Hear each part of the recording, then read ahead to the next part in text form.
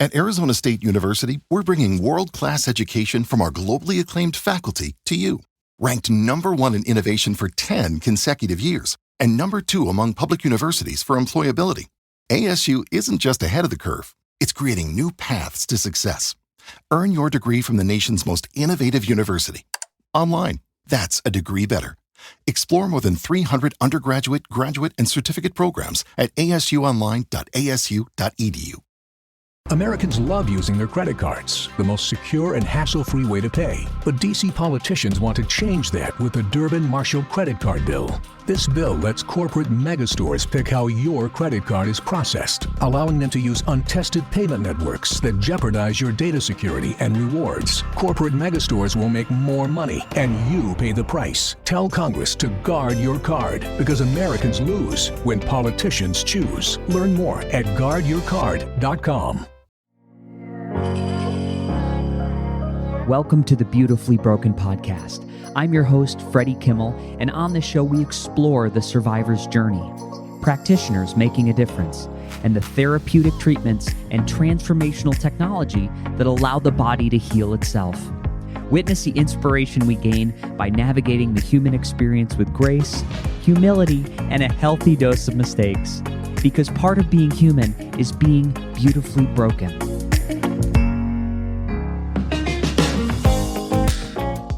Friends, we're back.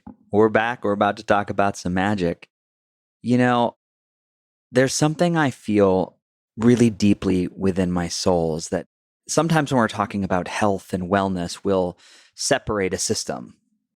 Maybe it's a rash that's forming on your elbows or behind your knees. And we could say, well, it's possible the lymphatic system is trying to move something other than self out of the body. Or maybe it's that my eyesight is changing and I'm noticing the distance I have to hold my iPhone away from my face is becoming longer and longer. So I've got to do something to focus on vision. Or maybe it's joint pain. Maybe it's, every time I sit down in this chair, I know I'm favoring my right side to push my body up and I really feel in that right knee. So let's take a scan and let's just look at that joint. Because we'd assume because where the pain is emanating from is where the problem is.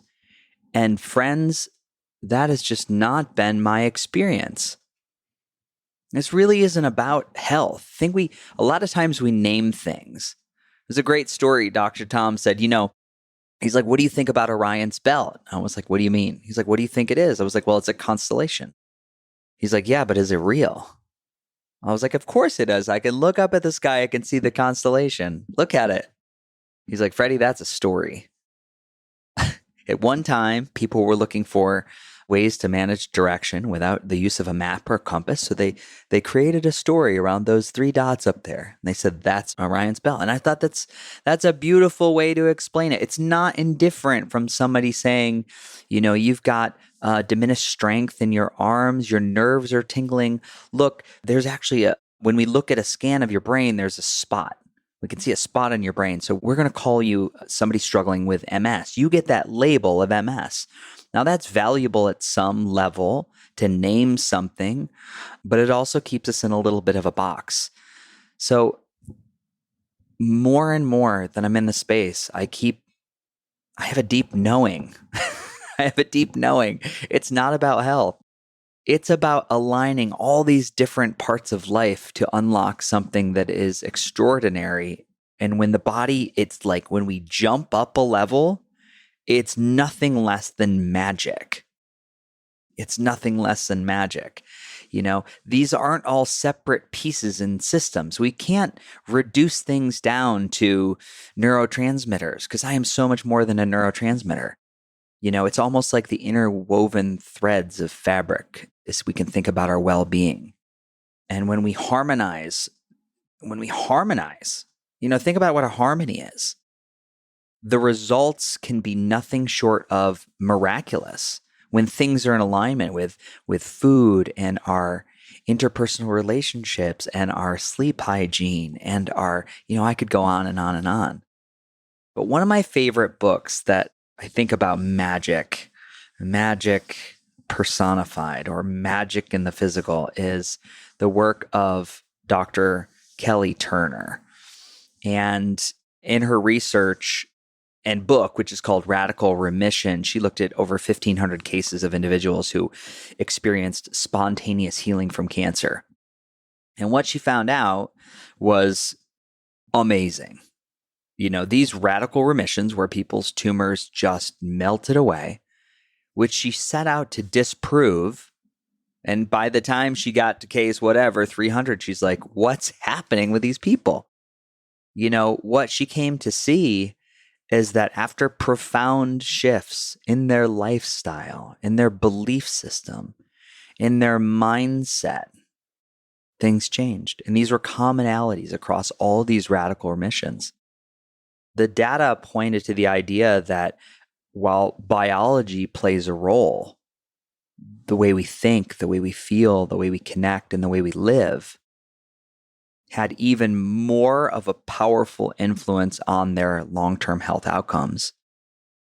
And through these case studies, these 1,500 case studies, there were no abnormalities. These were patterns that you could see. And for me, like looking at this research, it really serves as a beacon where I put my compass. I was like, there's something here. And so, you've got these pieces of the mind, the body, the spirit, and the purpose. And when we align all these things, many times we get magic. Dr. Bruce Lipton, another great book, The Biology of Belief. He says the moment you change your perception is the moment you rewrite the chemistry of your body. And his work looked at epigenetics and how our beliefs can turn our genes on or off. That subconscious mind, which is running 95% of our programming, it does not distinguish between the real and the imagined input. So when we have consistently developed these beliefs in our ability to heal and grow, the body tends to follow. There's a great study in the Frontiers of Psychology that supports this work, and it shows that cognitive reframing, shifting a negative thought into a positive one, can reduce stress, inflammation by up to 30%. That is not mindset. That is molecular biology at work. And so this isn't the only thing we do. But why would you leave that 30% off the table? I would add that into my shift in maybe my precision medical care, or my leaning into regulating my circadian biology. And all that means is waking up with the sun and starting to downregulate when that sun goes down. And we can look at all the biological benefits of that, right? Is we're governed by these principles that exist in nature.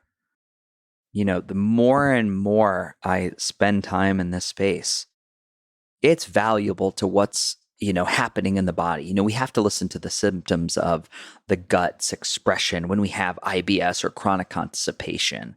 And we can do a microbiome stool analysis, and we can look at what percentages of microbes are or are not there. But moving that one thing doesn't always deliver health on the other side. And that just continues to be my experience. I think one of the most dangerous things we can do is start treating paperwork in labs. The last thing I want to say on this very short podcast, my goal was to keep it under 5, and you guys know I'm a talker.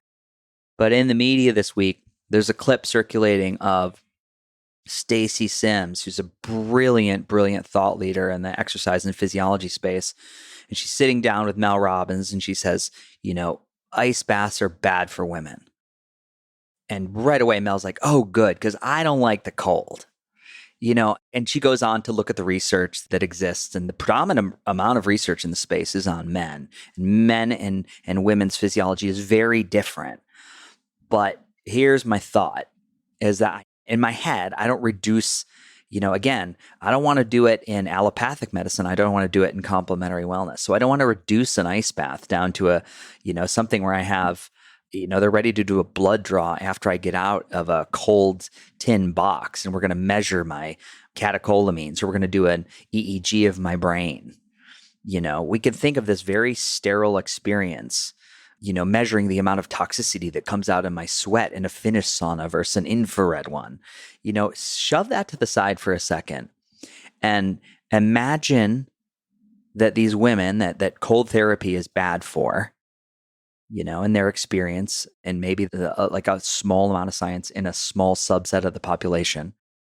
But if we take 15 women and we go on a trip together and we go to Wisconsin in the winter and we get to know each other and we share meals and food and ceremony, and then we go out on a lake and we have ancient guides teaching people how to cut through the ice. And there is this community of experience of doing a really hard thing together. As someone who has witnessed this, people getting in and out, it is nothing short of a miracle watching the emotional and physical and psychological shifts of this experience. And you do that for a weekend. And because I've been in that container and I've seen those transformations and I've seen the lifelong bonds, because it wasn't about cold and it sure as shit wasn't about the right temperature. It was about coming together and doing something hard as a community. It was building this connection that is unbreakable, and it was about having an experience. Sometimes we add things to the menu of life, not just because it checks a box or we think it's good or bad. We're going to put it in the black and white category, which I wish we would stop doing as thought leaders. But it's so transcendent. There is magic there. And so from my experience around this, there is magic everywhere if you want to look for it. There's also despair. So it's up to you. What goggles are you going to put on this morning? That's all I really want to say, guys. I really love everybody. I appreciate you listening to the podcast. We have so many great guests coming this season, and we're growing momentum. There's a lot of beautiful things in the process of creation right now. And if there's anything you want to hear about on the podcast, if there's a topic that you're really dying to go deep on and you think maybe something's not had the light shed on it that it deserves, just write us in the comment section. You can find me at beautifully.broken.world or freddie.kimmel on Instagram, and I'll do my best to respond. Have a beautiful, beautiful day. Big love. Ladies and gentlemen, here we are with season 9 of the podcast. We're about to crest into year 6. Can you believe it? I'm so glad you're still here. And I just wanted to remind you, if you liked the show, please head over to Apple or Spotify and give us a 5-star review. It really expands the listenership. Now, there's one big way you can continue to learn and deepen the relationship that we started in this very episode. You can go to beautifully.broken.world and you can check out our brand new website and store. Listed are all the technologies, the supplements, the self-quantification, the products, everything that I love, I personally use, and I've curated for this audience. Most of the items have a significant discount just by using the link or our code, Beautifully Broken, all one word, and they do support the podcast through affiliations. Now, if you want to see the faces of our guests and you want to watch me unbox products and see reviews, you can go over to YouTube at Beautifully Broken World. Now, this next message is from my vast team of internet lawyers. The information on this podcast is for education. By listening, you agree not to use the information found here as medical advice to treat, diagnose, or cure any medical condition in yourself or others. Always consult your guiding physician for actual medical issues you may be having. Now, in my closing, we are truly in a paradigm shift. We need you at your very best. So use these conversations as a jumping off point for further exploration. Always listen to your own body. And remember, while life may be painful, how we put the pieces back together is a beautiful, beautiful process. I love you so much. I'm your host, Freddie Kimmel. Americans love using their credit cards, the most secure and hassle-free way to pay. But DC politicians want to change that with the Durbin-Marshall credit card bill. This bill lets corporate megastores pick how your credit card is processed, allowing them to use untested payment networks that jeopardize your data security and rewards. Corporate megastores will make more money, and you pay the price. Tell Congress to guard your card, because Americans lose when politicians choose. Learn more at guardyourcard.com.